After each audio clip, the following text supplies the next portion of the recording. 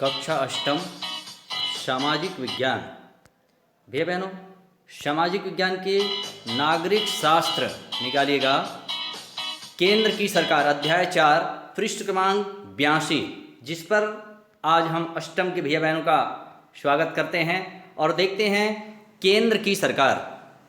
भैया बहनों, हमारा भारत एक लोकतांत्रिक देश है और आप कक्षा सप्तम में पढ़े होंगे लोकतंत्र। आखिर लोकतंत्र का मतलब क्या होता है? जनता का, जनता के लिए, जनता के द्वारा किया जाने वाला शासन लोकतंत्र कहलाता है। और भैया बहनों, लोकतंत्र में जनता के द्वारा अपने लिए ही सरकार चुनी जाती है। किसके लिए? अपने लिए। किसके द्वारा? अपने के लिए, माने जनता का, जनता के लिए, जनता के द्वारा किया जाने वाला शासन लोकतंत्र कहलाता है। और लोकतंत्र में चुनाव बहुत महत्वपूर्ण होता है। भैया बहनों, हम आज जिस विषय पर लेकर के जा रहे हैं आपका नागरिक शास्त्र अध्याय 4, यहां से हम देखते हैं केंद्र की सरकार। हेडिंग देखिएगा, केंद्र की सरकार। तो भैया बहनों, केंद्र की सरकार आखिर क्या करती है? ये केंद्र की सरकार ये क्या है? आइए हम जानने का प्रयास करें। जैसे हम अपने घर से शुरुआत करें, हमारे घर का जो मुखिया होता है, घर का मुखिया क्या करता है? जो भी उसके आदेश निर्देश होते हैं, घर के लोग उसका पालन करते हैं और मुखिया के दिशा निर्देश के अनुसार हमारे घर का संचालन होता है। वैसे ही क्या होता है? राज्य सरकार। राज्य सरकार क्या करती है? तो भैया बहनों, राज्य सरकार जो होती है वह नियम कानून जो बनाती है वह अपने राज्य के लिए होता है। जैसे हमारे यहाँ राज्य सरकार जो है, आज हमारे राज्य सरकार में मुखिया कौन है? आदरणीय भूपेश बघेल जी। ये कौन है? मुख्यमंत्री। और ये मुख्यमंत्री अपने मंत्रिमंडल का गठन करते हैं और उनके आधार पर हमारे राज्य का संचालन होता है। वो उनका जो नियम कानून बनता है भैया बहनों, वह मात्र कहाँ तक? हमारे छत्तीसगढ़, सिर्फ राज्य तक सीमित होता है। उसका दायरा मात्र अपने राज्य तक होता है। मगर हम आज जिस टॉपिक पर लेके चल रहे हैं भैया बहनों, केंद्र की सरकार। आखिर है क्या केंद्र की सरकार? तो हम देखते हैं हमारे भारत देश, जहां पर एक सरकार बैठी जिसको हम कहते हैं केंद्र की सरकार, और ये सरकार कहां बैठी है? दिल्ली में। और हमारे जैसे राज्य के मुखिया को हम मुख्यमंत्री कहते हैं और मुख्यमंत्री अपने मंत्रिमंडल का गठन करके राज्य का संचालन करती है। ठीक वैसे ही केंद्र की सरकार बैठी है और केंद्र सरकार जो दिशा निर्देश जारी करते हैं, जो नियम कानून बनाते हैं, वह पूरे भारत में लागू होता है। तो केंद्र सरकार में मुखिया कौन? तो हमारे देश के प्रधानमंत्री।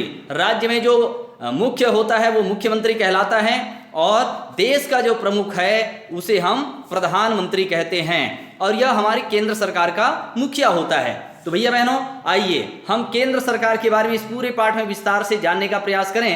परंतु इसके पहले ये कहता है कि आप कक्षा 7वीं में राज्य सरकार के बारे में पढ़ा है, जो बात अभी मैं कह रहा था। तो उसके आधार पर उसने प्रश्न किया, हमारे राज्य का विधानसभा भवन कहाँ पर स्थित है?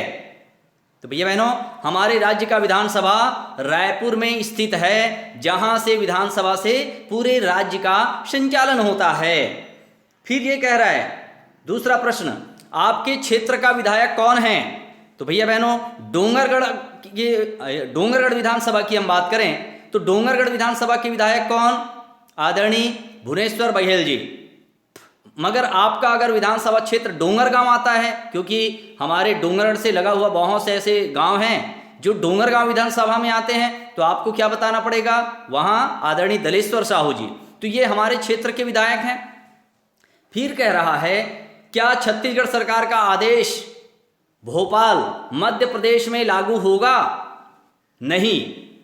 अगर छत्तीसगढ़ सरकार का आदेश है तो यह भोपाल हमारे छत्तीसगढ़ से अलग हो गया या मध्य प्रदेश में है, इसलिए छत्तीसगढ़ सरकार का आदेश मात्र छत्तीसगढ़ में उसका पालन होगा, लागू होगा। यह मध्य प्रदेश या भोपाल में लागू नहीं होगा। चलिए आगे और जानने का प्रयास करें। हमारे देश में भैया बहनों, राज्य सरकारों के अलावा एक और सरकार है जो पूरे देश के कई मामलों, जैसे कि क्या इसने बताया, देखने का हम प्रयास करें। जैसे कि डाकघर, बैंक, रेल सेवा आदि, इसकी देखरेख किसके माध्यम से होता है? केंद्र सरकार के माध्यम से। और पूरे देश के लिए कई विषयों पर जो कानून बनाई जाती है वह किसके माध्यम से? केंद्र सरकार के माध्यम से बनती है। मतलब हमारे देश में जितने भी बैंक हैं, डाकघर हैं, रेल सेवा है, ये जितने भी भैया बहनों, ये केंद्र सरकार के नियंत्रण में है। मतलब उनका आदेश निर्देश केंद्र सरकार द्वारा जारी किया जाता है। इस सरकार को केंद्रीय सरकार कहते हैं। मतलब अगर हमारे राज्य के मुख्यमंत्री ने नियम कानून बनाया तो भैया बहनों मात्र वो छत्तीसगढ़ तक लागू होगा, मगर हमारे देश के प्रधानमंत्री, जो कि हमारे केंद्रीय सरकार में प्रधानमंत्री हैं आदरणीय नरेंद्र मोदी जी, उनकी सरकार अगर नियम कानून बनाए तो उनका नियम कानून पूरे देश में लागू होता है और ऐसी सरकार को ही हम केंद्रीय सरकार कहते हैं। एक और छोटा सा उदाहरण, अगर हमारे छत्तीसगढ़ सरकार ने राशन कार्ड जारी किया भैया बहनों, और मैं उस राशन कार्ड को लेकर के महाराष्ट्र चला गया या भोपाल चला गया और मैं उस राशन कार्ड को लेकर के उसके पास गया और मैं राशन मांगूंगा, क्या वह मुझे राशन देगा? नहीं। क्यों नहीं देगा? क्योंकि वो राज्य सरकार ने जारी किया है, केंद्र सरकार ने नहीं। तो इस तरीके से हम कह सकते हैं कि केंद्र सरकार जो है वह पूरे भारत के लिए नियम कानून बनाती है। इस सरकार के कार्य देश की राजधानी दिल्ली से संचालित किए जाते हैं। जैसे हमारे छत्तीसगढ़ के नियम कानून कहाँ पर बनाए जाते हैं? हमारे रायपुर में जो हमारी विधानसभा है वहाँ से नियम कानून पारित होता है। ठीक वैसे ही केंद्र सरकार दिल्ली में बैठी है जहाँ से हमारे देश के लिए नियम कानून बनाए जाते हैं।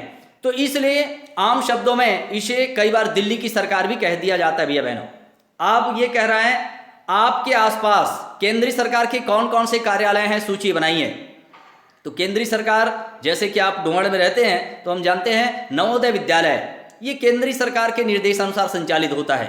फिर केंद्रीय विद्यालय, हमारे यहाँ भारतीय स्टेट बैंक जो बैंक हैं, यह भी जितने भी बैंक हैं भैया बहनों, यह भी केंद्र सरकार के निर्देशानुसार संचालित होते हैं।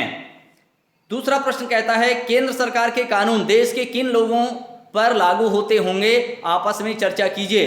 तो केंद्र सरकार के कानून पूरे देश में जो इस देश का नागरिक है उन सभी के लिए लागू होता है जो भारत का रहने वाला है, चाहे वह किसी भी राज्य या किसी भी केंद्र शासित प्रदेश का रहने वाला हो। केंद्र सरकार के कानून देश के उन सभी लोगों पर लागू होता है जो भारत का रहने वाला है।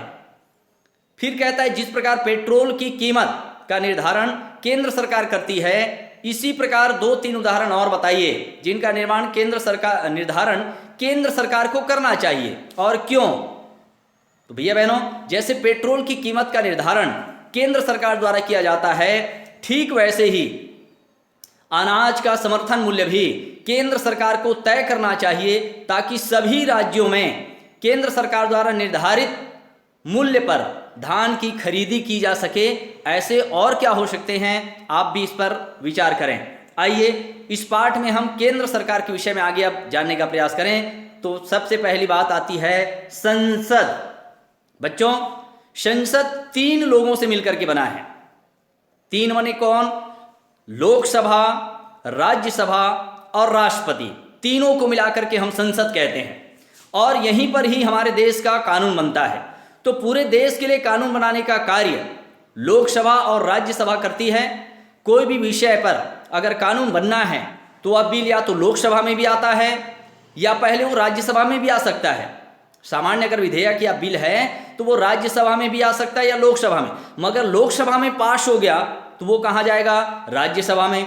राज्यसभा में पास हो गया पहले तो कहाँ जाएगा? लोकसभा में। और जब दोनों सदन में पास हो जाता है भैया बहनों, तो वह विधेयक राष्ट्रपति के पास जाता है और राष्ट्रपति जब हस्ताक्षर कर देता है तो वह विधेयक कानून बन जाता है। उसमें राष्ट्रपति का हस्ताक्षर होना अनिवार्य है।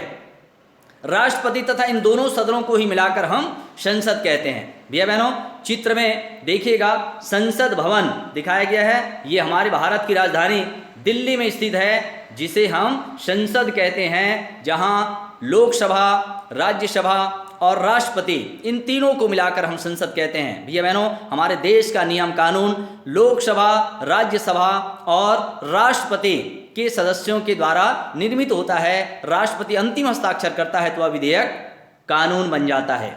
आज के कालखंड में इतना ही, आगे और विस्तार से चर्चा करेंगे। धन्यवाद।